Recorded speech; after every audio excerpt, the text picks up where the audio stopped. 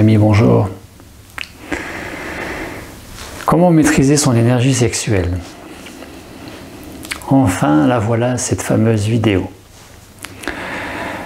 Pour rappel, pour quelques repères, pour ces personnes qui ne regardent pas forcément toutes mes vidéos, parce que plus il y a de vidéos, bien évidemment, moins vous les regardez toutes. Donc pour donner du sens, de la cohérence et de la progression à ces vidéos, et en particulier celle d'aujourd'hui, bien sûr, vous pourriez, vous qui découvrez cette vidéo et qui n'avez pas forcément vu les précédentes sur le thème de la sexualité dite spirituelle, vous pourriez vous poser la question, mais quel est le rapport entre nourriture pranique, conscience, conscience d'unité, lumière, lumière solaire, autonomie alimentaire et sexualité, et qui plus est sexualité spirituelle? Eh bien, c'est très simple. Pour être pranique, il est question de maîtriser deux instincts, l'instinct alimentaire et l'instinct sexuel. Ce qui fait dire qu'en théorie, les animaux ne peuvent pas être praniques, parce que l'instinct alimentaire et l'instinct sexuel, ça relève de l'instinct chez l'animal, et il n'a pas forcément la capacité de discernement et de maîtrise en conscience de ces deux instincts, pour qu'ils ne restent pas instincts. En théorie, même si Alina Ruel, à l'époque, disait, il y a 3-4 ans, disait qu'elle avait un chat pranique, même si Olga Podorovskaya, la russe, dit-elle, a un chien pranique, eh bien pourquoi pas, tout est possible dans l'absolu. Je demande à voir, à partir du moment où le chat d'Alina Ruel, certes de ne pas manger à la maison, nous étions sûrs qu'il ne mangeait pas non plus une souris par-ci par-là dehors, pourquoi pas? Pourquoi pas? La conscience animale évolue au même titre que la conscience humaine évolue. Et c'est bien pour ça que c'est intéressant d'aborder tôt ou tard, d'avoir abordé tôt ou tard le thème de la sexualité dite spirituelle, parce que c'est complètement lié. Si nous disons que pour être pranique, il faut maîtriser l'instinct alimentaire et l'instinct sexuel, ça veut bien dire que les deux sont liés. Et c'est parce que les deux sont liés, alimentation et sexualité, que j'ai abordé cette thématique en plusieurs vidéos. J'ai fait cette vidéo il y a 3 ans au Québec, qui s'appelle « Le plaisir de manger pose un voile sur la joie d'être ». Eh bien, nous pouvons transposer cet intitulé vidéo sur la thématique sexualité, et ça marche pareil, c'est-à-dire que le plaisir sexuel, donc le plaisir classique de monsieur, madame, tout le monde, qu'on appelle l'orgasme, le plaisir sexuel ou l'orgasme pose un voile sur la joie d'être en conscience, qui nous prive, orgasme, de peut-être un jour vivre en conscience, en pleine conscience, un orgasme amélioré, sans perte d'énergie sexuelle, qu'on pourra appeler orgasme non plus charnel, le bas, peut-être l'orgasme du cœur à cet étage-là, voire mieux, ici, l'orgasme de l'esprit qu'on va appeler l'extase. Et extase, pourquoi pas mystique, extase divine, que les mystiques, et en particulier les mystiques praniques, comme Marthe Robin, expérimentaient tous les vendredis. Par exemple, tous les vendredis, on lui mettait l'hostie sur la langue, et elle tombait en extase mystique, recroquevillée sur son petit lit, à Châteauneuf de Galore, dans la ferme familiale au sud de Lyon, entre Lyon et Valence. Et elle était en extase mystique jusqu'au lundi. Vous avez Colline Joran, dont vous avez découvert ou redécouvert la dame très jeune d'aspect, très rayonnante, qui au moment de l'enregistrement, eh bien, avait quand même déjà 73 ans, déjà, malgré qu'elle ne les fasse pas.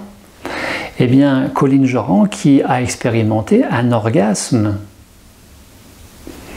de 3 semaines. Alors bien évidemment, ce n'était pas un orgasme, c'était une extase divine après un rapport sexuel qui avait été de l'ordre du slow life, donc slow sex. Je vais rentrer dans le détail de tout ça. Donc, alimentation, sexualité, nourriture pranique, nourriture conscience, conscience sexuelle, sexualité, vibration haute, dite spirituelle, ça se rejoint complètement. Ça ne veut pas dire, je ne suis pas en train de vous dire que si vous voulez être pranique, il faut que vous vous consacriez, que vous cultiviez de la sexualité spirituelle. Je n'ai pas dit ça. Je dis juste que les deux sont liés. Et ce n'est pas non plus un hasard si peut-être le jour où vous-même vous êtes pranique, vous conscientiserez vraiment de l'intérieur, dans la profondeur, que l'énergie de vie, l'énergie est sacrée. Toute énergie, c'est le vivant, c'est la vie, est sacrée. Ainsi, l'énergie sexuelle, qui n'était pas perçue forcément comme étant sacrée, le devient, parce que la conscience expansée, la conscience ouverte, un peu plus présente, avec un peu moins de mental, vous fait prendre conscience de cela. Donc, vous ne pouvez plus légitimement, normalement, dans la logique de la conscience, un peu plus d'unité et moins de dualité, avec moins de mental et moins d'ego, vous ne pouvez plus avoir une sexualité comme monsieur, madame, tout le monde. Il n'y a aucune critique, il n'y a aucun jugement là-dedans. J'ai moi-même vécu aussi ce type de sexualité, monsieur, madame, tout le monde. Tout va bien, c'est simplement l'évolution des choses, parce que nous sommes des êtres spirituels, tentant la meilleure expérience humaine possible sur le plan terrestre, et l'expérience humaine la meilleure possible, c'est simplement l'ouverture du cœur, être un peu plus dans le cœur. Et en tant qu'être spirituel, nous sommes tous, il me semble, à la meilleure école, qui est l'école de la vie, qui nous amène à apprendre, comprendre, évoluer, se réaliser, être heureux. Eh bien, avoir les meilleures hygiènes de vie alimentaire, sexuelle, ça fait partie aussi d'un bonheur possible à cultiver. Ce n'est certainement pas un hasard si la plupart des praniques sont tantriques. Henri Montfort le dit, il est tantrique. Jasmine l'a aussi affirmé, elle est tantrique. Vous avez Elitom El Amin Ben Yisrael, le pranique qui a 20 ans de prana, sans boire, sans manger, quasi sans boire, hormis un verre d'eau par-ci par-là. Il est dans cette dynamique, dimension, conception d'une sexualité pranique, où l'énergie sexuelle est sacrée. On ne peut plus faire, entre guillemets, n'importe quoi avec l'énergie sexuelle. Entre guillemets, une fois encore, il n'y a pas de jugement là-dedans. Donc, le tantra, c'est une suite logique après le prana, ou indépendamment du prana. Vous-même pouvez avoir intégré cette démarche tantrique dans votre sexualité pour une autre sexualité, sans forcément être pranique, sans forcément avoir revu votre hygiène alimentaire. Les deux sont indépendants, voire ils peuvent être interdépendants. Vous avez aussi Rémaor. Rémaor, l'Israélien, qui a pas mal parlé et pas mal fait de vidéos sur la maîtrise sexuelle dans le cadre de la nourriture pranique, de la conscience pranique. Enfin, je dirais que prana et sexualité se rejoignent complètement dans le sens où ils sont tous les deux concernés par une même et double dimension dynamique possible, santé, spiritualité. Vous allez pouvoir améliorer votre santé autant par l'hygiène alimentaire que l'hygiène sexuelle. Vous allez pouvoir améliorer votre rayonnement, et non pas développement, rayonnement, déploiement spirituel, autant dans la maîtrise par une meilleure hygiène alimentaire que dans votre dimension vie sexuelle. Ce qui m'amène à vous proposer ce pourquoi. Pourquoi maîtriser son énergie sexuelle? Eh bien, je viens de l'évoquer, l'énergie sexuelle qui va vous permettre de vivre une autre qualité d'hygiène de vie, de relation de vie avec vous-même et avec votre partenaire, votre compagne, votre compagnon, votre mari, votre femme. Dans le sens où l'énergie sexuelle maîtrisée, canalisée, va vous permettre de vivre une sexualité plus longue, des rapports sexuels plus longs, mais aussi plus intenses. Vous allez pouvoir accumuler cette énergie sexuelle en arrêtant de la descendre et de l'extérioriser.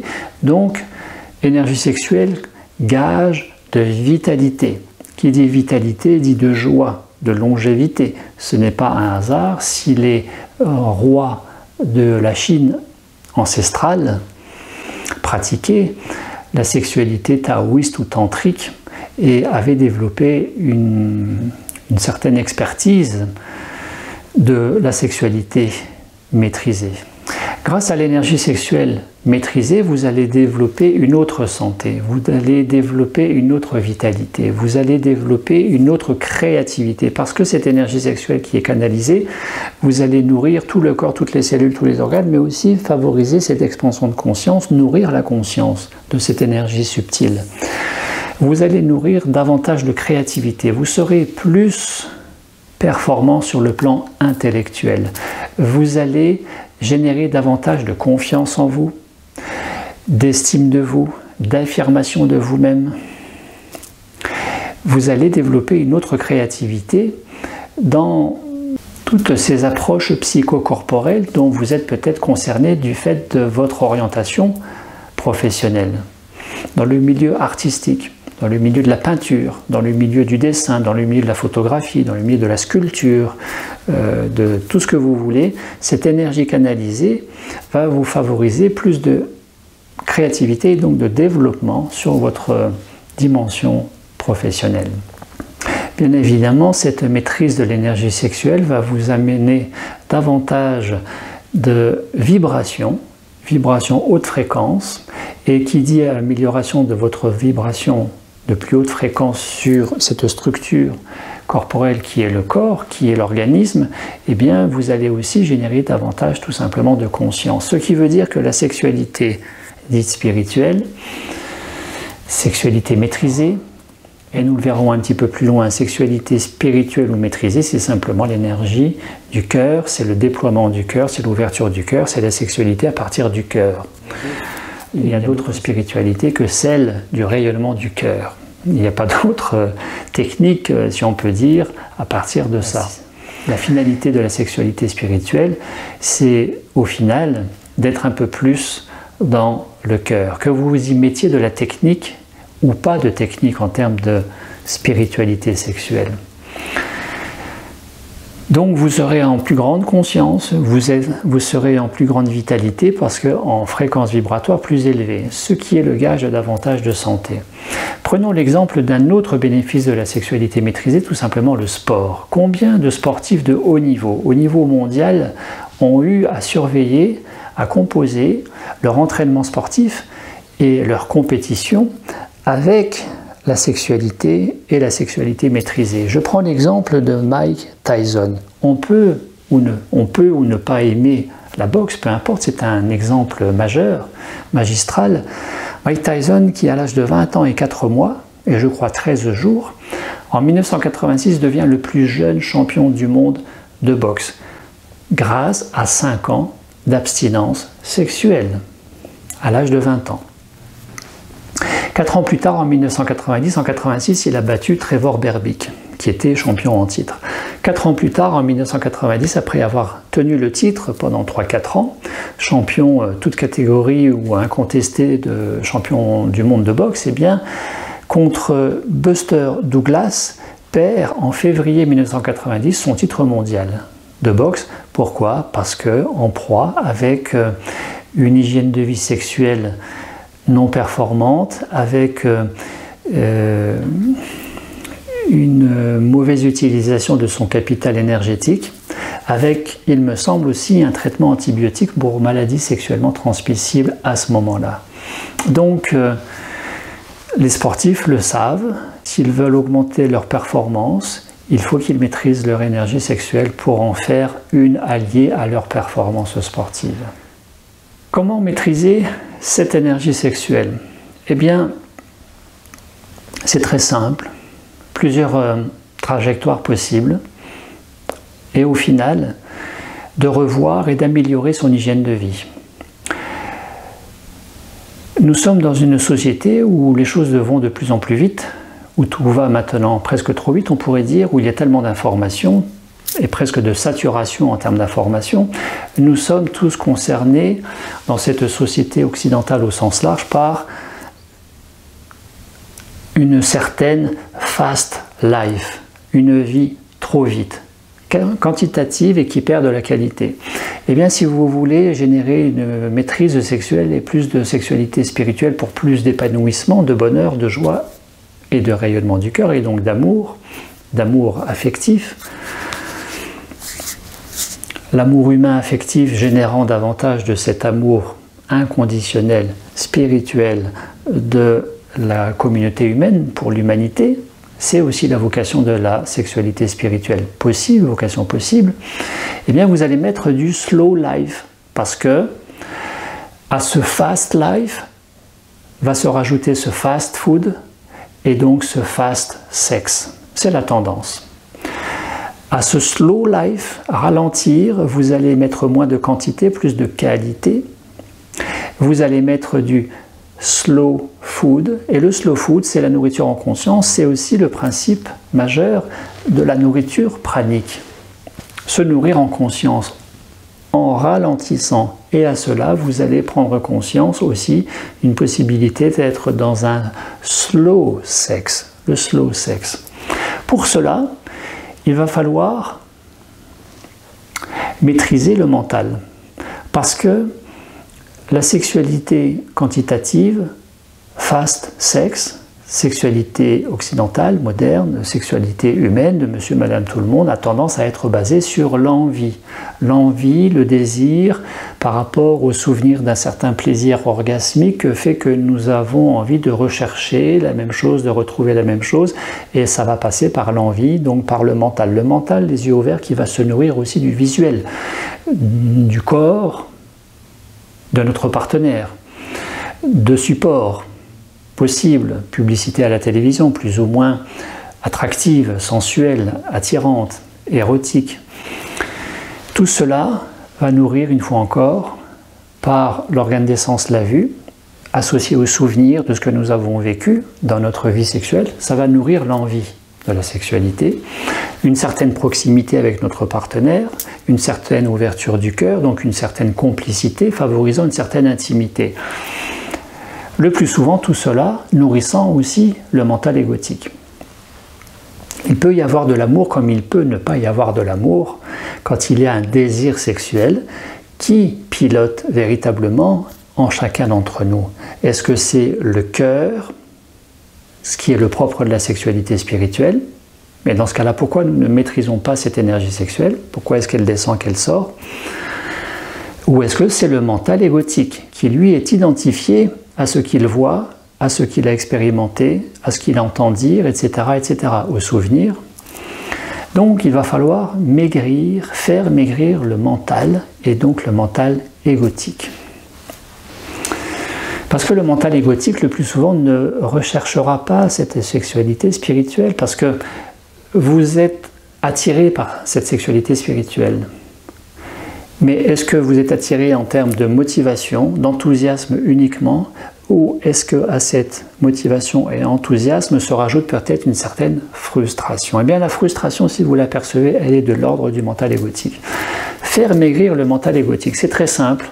Vous allez jeûner 24 heures de pause alimentaire par semaine. Vous allez faire un processus de pause alimentaire pranique, un jeûne pranique, 7, 14, 21, 28 jours, en fonction éventuellement, etc., etc. Cela va faire que vous allez être moins dans le mental, moins dans l'ego. Et puis, à ce premier point, comment maîtriser son énergie sexuelle? Eh bien, forcément, s'il y a moins de mental, il y aura plus de conscience, laquelle conscience est plus le propre du cœur ouvert. Donc il va falloir ouvrir le cœur. Nous ne pouvons pas prétendre à vivre une sexualité spirituelle si nous ne sommes pas dans le cœur, envers nous-mêmes, envers l'autre, notre partenaire. Ouvrir le cœur. Comment ouvrir le cœur? Un processus de pause alimentaire permet aussi, en étant moins dans le mental, moins dans l'ego, d'ouvrir un peu plus cette conscience du ici maintenant avec l'ouverture du cœur. Chose qui est cultivée jour après jour dans les méditations praniques que j'anime en processus de pause alimentaire pranique. Vous pouvez ne pas venir à un stage pranique, vous pouvez aussi cultiver tout cela de façon indirecte, moins forte, certes, mais c'est déjà un bon début, dans le cadre du jeûne de 24 heures par semaine. Ça aura ses effets moindres, mais un minimum quand même dans le fait d'avoir moins de mental, moins d'ego, plus d'ouverture du cœur, en prenant plus de temps pour vous-même lors de ce jeûne à la maison, qu'il soit pranique ou pas pranique. Selon que vous êtes guidé ou que vous êtes en freelance, autonome dans votre démarche de pause alimentaire. Et puis, faire mûrir le mental égotique, ouvrir le cœur et, troisième partie importante, préparer le terrain, préparer le corps. Pourquoi ? Parce que qui dit sexualité spirituelle dit que vous allez accumuler cette énergie, que vous allez la perdre beaucoup moins souvent, en l'extériorisant dans l'orgasme classique, et qui fait que cette énergie accumulée, si le corps n'est pas prêt, cela risque de faire tension. Vous avez l'énergie, la libido, l'énergie organique, comme disait Wilhelm Reich au début du XXe siècle, qui va vouloir circuler davantage dans le bassin, dans les organes sexuels, dans tout le corps. Et si le corps est intoxiqué par la junk food, la nourriture acidifiante, mais aussi par les émotions mal gérées, mal digérées, plus ou moins compensées, c'est à peu près le lot de tout le monde, ça va avoir tendance à lutter l'un contre l'autre parce que ça ne passe pas, c'est pas libre. La circulation énergétique dans les méridiens, dans les canaux, dans les nadis, ne va pas être aussi fluide du fait des samskaras. Les samskaras, ce sont tous ces résidus énergétiques de basse fréquence, alimentaire, émotionnelle de cette vie présente, mais aussi possiblement de ces vies passées, donc les samskaras. Et ainsi, chose que je vivais il y a 30 ans, quand j'avais 23 ans, je faisais déjà un certain nombre de pratiques comme ça, de pratiques dites spirituelles, de méditation pranique, de nourriture subtile. Quand bien même je déjeunais de façon traditionnelle, et bien après je faisais ces pratiques, et bien il m'est arrivé de faire des malaises vagales parce que le corps n'était pas prêt, et donc ça luttait à l'intérieur entre cette énergie qui était accumulée, qui voulait passer, et les toxines qui faisaient obstacle. Donc il va falloir préparer le terrain. Comment préparer le corps? Détoxifier tout simplement. C'est le régime 3V, fruits et légumes, végétal, vivant, varié. J'ai déjà parlé de ça, vous savez tout cela par cœur. Un jeûne de 24 heures semaine, et puis un processus de pause alimentaire, c'est génial. Et vous voyez bien que la démarche de nourriture en conscience pranique et la démarche de sexualité spirituelle, elle est très très proche, elle est très parallèle comme ça. C'est très très conjoint. En lien avec le fait de préparer le corps, de manière à ce que l'énergie résultant de l'hygiène de vie va circuler mieux dans le corps, eh bien, il est aussi question que vous bougiez davantage, que vous alliez marcher, que vous fassiez du vélo, que vous fassiez de la randonnée, que vous fassiez de la piscine, que vous fassiez du yoga, du tai chi. Je ne vois mal quelqu'un prétendre à une meilleure hygiène de vie en termes de nourriture conscience, nourriture végétale, acido-basifiante, nourriture pranique, mais aussi en sexualité dite spirituelle, tout en restant dans ce métro-boulot-dodo et à la fin de ces 8 heures de travail à l'usine ou ailleurs, devant la télé toute la soirée avec les chips et tout ça et tout ça. Donc bouger de manière à faire circuler davantage cette énergie de vie, cette énergie, ce prana alimentaire, acido-basifiant, ce prana sexuel, sexualité spirituelle. Et ce prana lié à l'activité du cœur dans la plus grande estime de soi et le plus grand déploiement du cœur en faveur de plus d'amour pour autrui. Bouger avec son corps, c'est le propre de la vie qui veut que l'énergie, elle est vibratoire, elle est circulante. C'est le mouvement, la vie c'est le mouvement. Avant de vous parler de, concrètement parlant, la maîtrise de l'énergie sexuelle et donc de vous proposer quelque chose simple pour cette maîtrise, je souhaitais vous proposer aussi de faire un peu le bilan. Le bilan de quoi? Avec vous-même, eh bien là où vous en êtes, non pas dans votre sexualité tout court, mais au travers de votre sexualité, de là où vous en êtes avec vous-même et avec votre partenaire et avec votre entourage, votre relationnel aux humains, d'un côté avec le mental égotique, et de l'autre avec la conscience, le cœur ouvert. Mental égotique, l'ego, ou le cœur, l'amour. En 6 points. Le premier point, je souhaitais vous demander, les réponses vous appartiennent, c'est un petit bilan avec soi-même qui est osé, qui est un petit peu délicat, qui n'amène pas forcément des réponses en retour vers moi, que ce soit par mail, SMS ou autre, ou coup de téléphone. Si vous souhaitez partager, pourquoi pas. C'est surtout avec vous-même, avec le plus grand respect envers vous et avec beaucoup d'humilité. Parce que bien évidemment, les questions que je vais vous proposer, les questionnements que je vais vous renvoyer, je me les ai aussi posés. À commencer par, premier point, combien dure en moyenne votre rapport sexuel? Combien dure en moyenne votre rapport sexuel? Moins de 11 minutes ou plus de 11 minutes?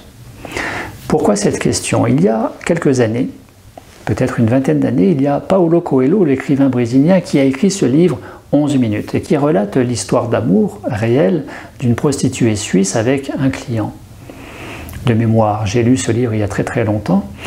Et 11 minutes, c'est la durée moyenne d'un rapport sexuel. Entre nous, 11 minutes, c'est pas grand-chose. Alors, il n'est pas question de faire de la performance, de faire des exploits sexuels. Ce n'est pas ça non plus, la sexualité spirituelle. Mais qui dit le mental égotique qui cherche son plaisir, son orgasme, dit que le rapport sexuel sera plus court. Qui dit que vous êtes dans moins de recherche de l'orgasme et du plaisir sexuel, que vous êtes plus dans la rencontre avec vous-même et avec l'autre, dans cette ouverture du cœur et dans ce lâcher-prise, le se laisser faire,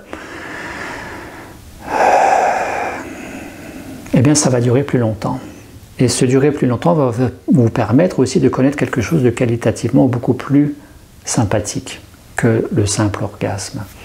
Deuxième question que je voulais vous proposer, en particulier pour vous, messieurs, êtes-vous éjaculateur précoce? Vous me direz bien sûr, non, je ne suis pas éjaculateur précoce. Quelle serait la définition ou une certaine définition qui me semble très très pertinente sur l'éjaculateur précoce? Vous me direz la non-maîtrise de l'énergie sexuelle. Éjaculer trop tôt. Oui. Pour le grand orientaliste André van Liesbeth, être éjaculateur précoce, c'est pour messieurs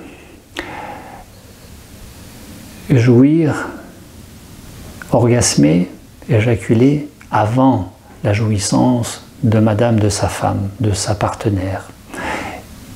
Et donc peut-être générer une certaine frustration chez elle parce que vous ne l'avez pas attendu, parce que vous n'avez peut-être pas pu vous maîtriser plus long que ça, plus que ça, davantage que ça. Eh bien, vous êtes éjaculateur précoce, même si votre rapport sexuel dure 1 heure et que vous n'attendez pas madame, et que vous ne satisfaisez pas, que vous ne satisfaites pas madame. Ça fait un peu réfléchir, bien sûr, mais c'est pas complètement faux. Et puis, autre questionnement, est-ce que vous regardez le porno? Quel rapport avec la sexualité spirituelle? On m'a posé cette question il n'y a pas longtemps. Gabriel, est-ce que tu regardes le porno?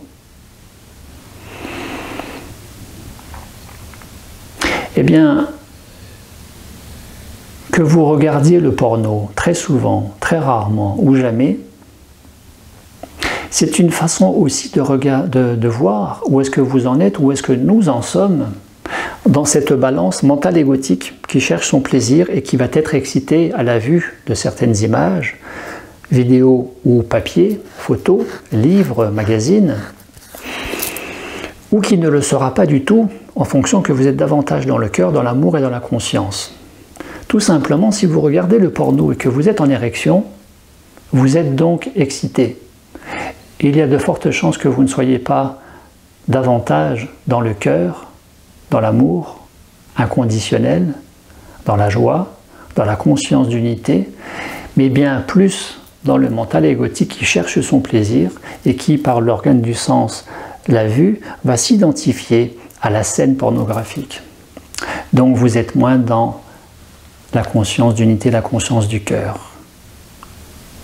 Si vous voulez développer cette sexualité spirituelle, vous devez ouvrir le cœur. Et quand on ouvre le cœur, on ne peut plus être excité comme des animaux à la vue d'une scène pornographique, parce que tout le monde le sait, la scène pornographique, finalement, c'est ce que monsieur et madame tout le monde fait, à la différence que là, dans ce cadre-là, il n'y a pas d'amour.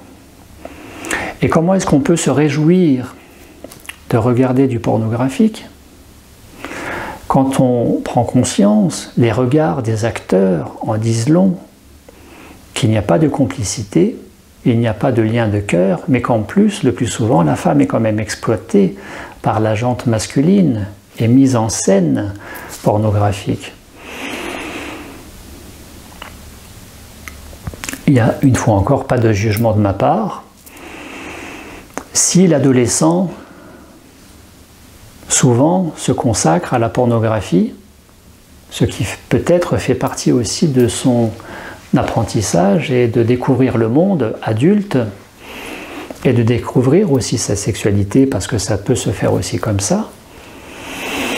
Il y a certainement un temps pour tout, et en tant qu'adulte, avec une autre conscience, un autre regard sur l'envers du décor des choses,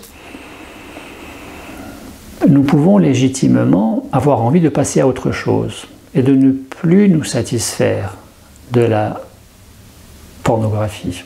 En lien avec cette question, regardez-vous la pornographie, eh bien, est-ce que vous vous masturbez? C'est encore un thème, une thématique, un aspect possible de l'adolescence. Est-ce que vous vous masturbez? Vous allez dire, ben, bien sûr que non, j'ai ma femme, j'ai ma vie sexuelle, etc., etc. Oui, mais là encore, est-ce que avec votre femme, ou mesdames, est-ce qu'avec votre partenaire, compagnon, mari, est-ce que vous vous masturbez? Mais non, puisque je suis en vie sexuelle, je suis en couple, je n'ai pas besoin de me masturber. Peut-être, mais peut-être que pas non plus. Peut-être que non et peut-être que si. Quand même, pourquoi? Parce que comment est-ce que nous appelons, comment est-ce que vous appelleriez une pénétration sexuelle, un rapport sexuel,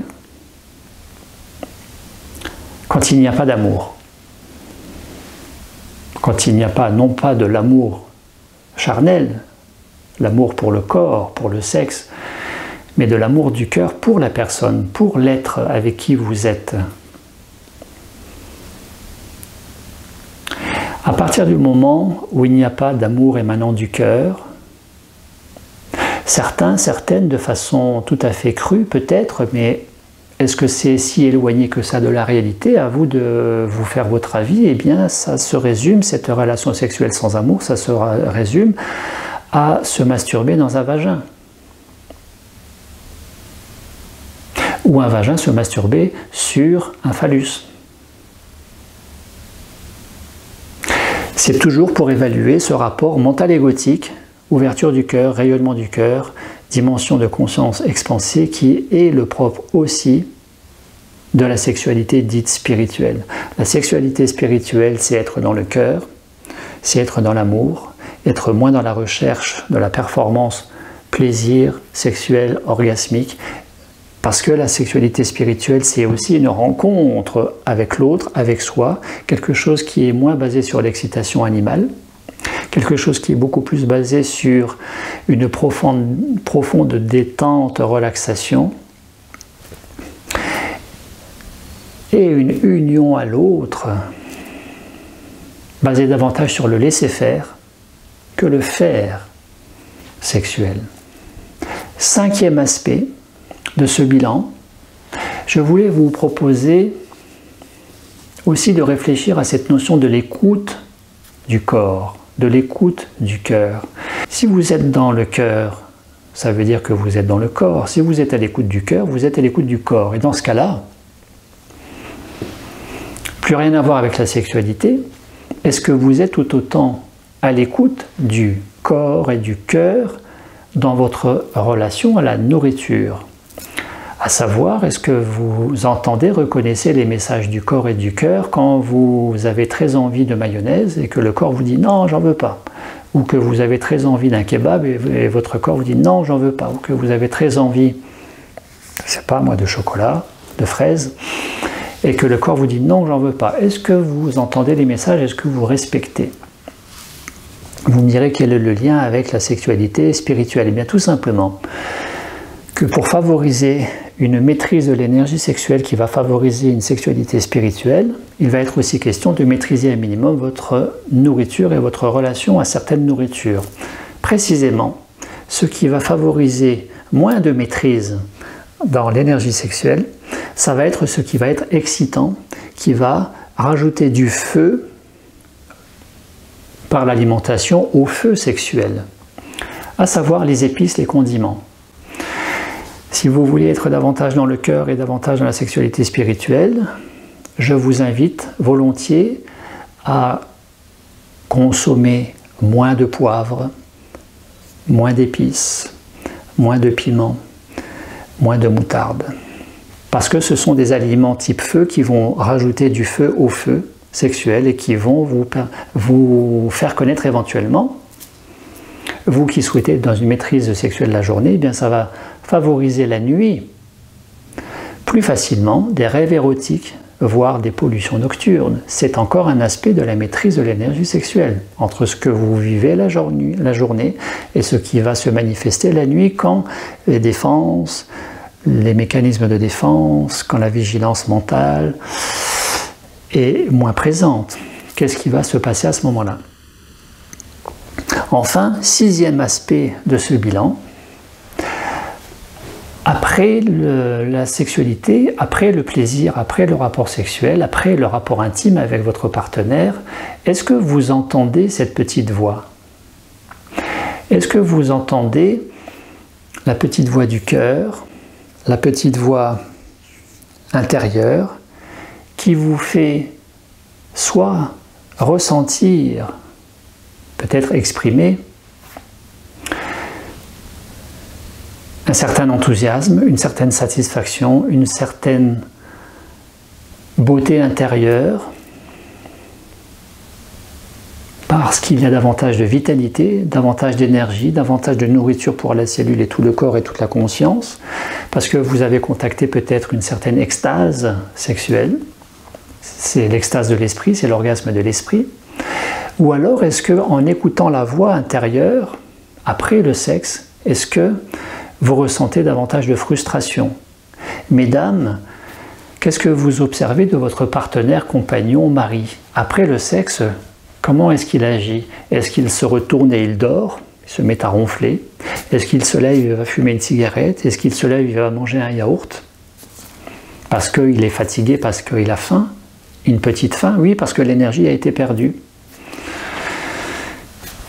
Si vous écoutez la petite voix intérieure, dans cette frustration, est-ce que vous entendez ce « homini omne est triste post coitum » ? Tout homme est triste après le coït. D'avoir perdu cette énergie et d'avoir eu cette connexion, l'antakarana, au plan de conscience supérieure, être freiné, je ne vais pas dire fermé, mais freiné au point que les choses retombent, bien évidemment. Après la sexualité classique, vous l'avez tous et toutes expérimenté, il y a le sentiment de quelque chose qui retombe. Je me sens vide, ça retombe, et c'est bof bof, jusqu'à la prochaine fois, et ça peut durer comme ça toute la vie. Soit dans la sexualité classique, vous vous videz, ça s'appelle l'orgasme, soit dans une certaine sexualité dite spirituelle, vous vous remplissez, sans être frustré, sans vous priver de toute la sexualité que vous voulez, mais qui sera infiniment plus celle du cœur.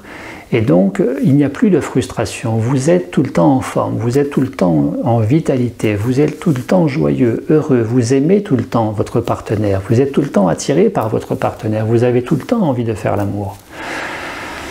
Mais c'est le cœur qui va piloter.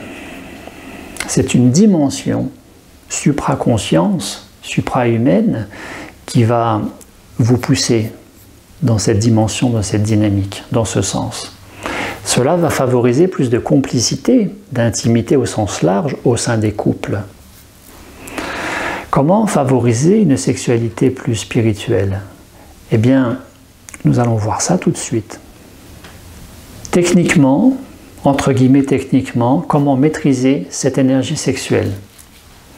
Nous avons vu qu'il était question de préparer le terrain, désacidifier, détoxiner, d'activer la circulation sanguine, de bouger avec son corps, activité physique, sport. En plus de cela, en toute première des priorités, je voulais vous inviter à muscler vos sphincters, muscler le sphincter urinaire, muscler le sphincter rectal anal. Pourquoi? Parce que dans le rapport sexuel, au moment clé du plaisir culminant qui va friser de très près, frôler de très près l'orgasme, il va être question de se maîtriser, donc de serrer les fesses. Serrer les fesses et serrer les sphincters, fermer les sphincters. Comment vous pouvez vous maîtriser si vous n'avez pas une tonicité, une fermeté des sphincters? Donc, entraînez-vous à maîtriser le sphincter urinaire. Comment? Eh bien, à chaque fois que vous allez uriner, vous urinez quelques gouttes et vous stoppez, vous fermez. Et puis vous relâchez, vous urinez quelques gouttes et vous fermez. Et puis vous urinez quelques gouttes et puis vous fermez. En fonction de votre volume d'urine accumulé dans la vessie, vous allez pouvoir le faire entre 5 à 10 fois sur une miction, sur une vidange complète de la vessie.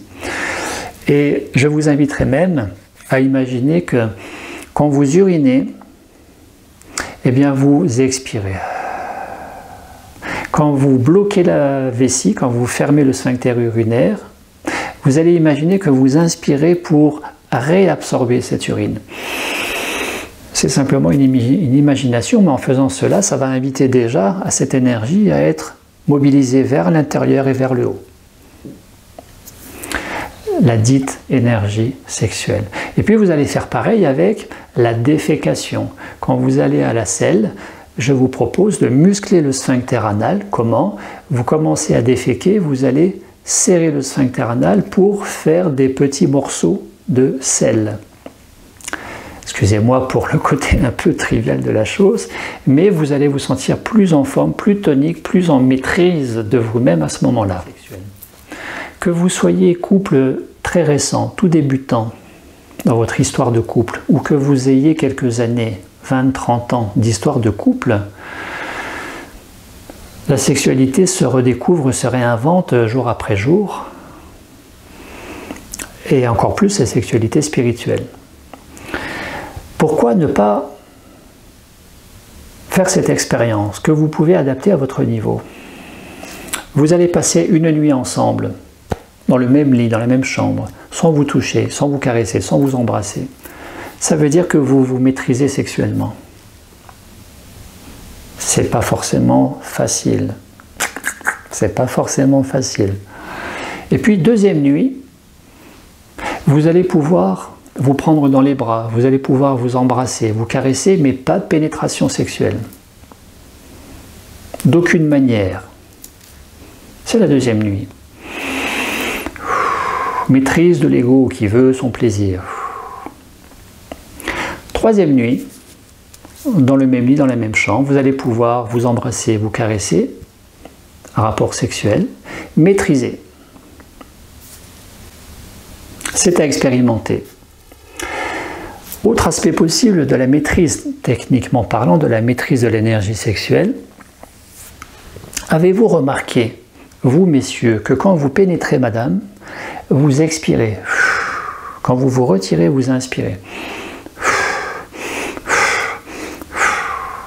Eh bien, si vous voulez maîtriser votre énergie sexuelle, vous allez devoir maîtriser votre excitation, votre plaisir qui monte, qui monte, qui monte, votre degré de turgescence, c'est-à-dire d'érection. Comment? En inversant le cycle respiratoire. Quand vous allez pénétrer, vous n'allez plus expirer, vous allez inspirer. Quand vous sortez, quand vous vous retirez, vous expirez. Et quand vous pénétrez, vous inspirez et vous comprimez le sphincter urinaire, lequel permet aussi la maîtrise de l'éjaculation et de la retarder le plus possible. C'est pas si évident que ça à faire. Vous allez voir, vous allez vous amuser un petit peu. Enfin, au fur et à mesure de tout cela, vous allez ressentir que vous êtes rempli d'énergie. Vous avez plein d'énergie qui est plutôt accumulée au niveau du bassin. L'énergie doit être vibratoire, elle doit être circulante. Il ne faut pas qu'elle stagne. Elle a vocation à nourrir toutes les cellules, tous les organes, tout l'organisme. C'est le propre de la nourriture pranique aussi, par l'aspect non plus sexuel mais alimentaire. Et donc il est question de redistribuer cette énergie et de la faire circuler. Comment ? C'est très simple. Vous pouvez simplement, après le rapport sexuel, vous retrouver côte à côte, l'un contre l'autre, face à face, debout, assis, allongé, avec votre partenaire, et inspirez simultanément. Inspirez, comprimez les fesses, montez l'énergie. Expirez, vous relâchez, vous descendez. Alors il y a des gens qui montent tout, qui reprennent d'en bas, qui montent tout, et il y a des gens qui montent par derrière et qui descendent par devant pour faire une boucle. C'est selon ce que vous préférez. Ça c'est le plus simple, il me semble, c'est le moins technique possible. Maintenant, si vous voulez distribuer l'énergie de vie, l'énergie libidinale, l'énergie orgonique de Wilhelm Reich, l'énergie pranique, l'énergie sexuelle, eh bien vous pouvez aussi procéder par des approches plus techniques. Et là, il y a pléthore de techniques. Vous avez le pranayama, vous avez le Uddiyana Bandha. Et puis vous avez par exemple le massage Tao. Vous avez découvert Colline Joran. Eh bien vous pouvez faire comme moi, je l'ai fait fin 2014, vous offrir, par exemple, entre autres professionnels possibles, un massage Tao auprès de Marie-Alexandrine, qui est thérapeute, massage Tao, et sexothérapeute, que j'étais allé voir à Paris fin 2014, lors d'un déplacement dans la capitale, et que j'avais trouvé mais véritablement génial. Et cette professionnelle, Marie, que je salue au passage, et ce massage Tao transmis par Colline Joran. C'est aussi une façon plus ponctuelle, une fois par semaine, une fois par mois, deux fois ou 3 fois par an, de permettre par le massage cette distribution de l'énergie. Je ne vous en dis pas plus et je vous remercie pour votre écoute. Je vous remercie d'avance pour tous les partages que nous aurons ensemble à l'issue de ce visionnage de cette vidéo et de vos retours que vous pourrez me faire par toutes les voies que vous connaissez, SMS, mail, téléphone, dans le respect mutuel de chacun et de chacune. Merci à vous, à très bientôt.